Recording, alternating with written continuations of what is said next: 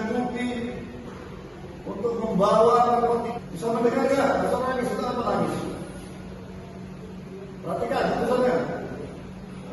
Putusan nomor 1651 Khusus 2021 PN Palembang menyatakan terdakwa Hairul Basri bin Basir terbukti secara sah dan meyakinkan bersalah melakukan tindak pidana sebagai perantara dalam jual beli narkotika yang beratnya melebihi 5 gram.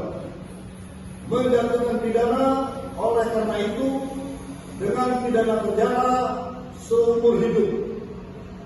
Memerintahkan terdakwa tetap ditahan,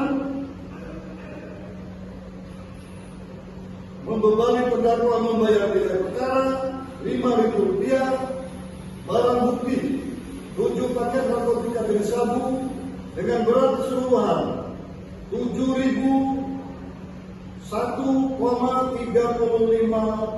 kg, 1 unit handphone merek Samsung, Mira dia menerima dikembalikan kepada saksi Mira dia menerima, membebani terdakwa membayar perkara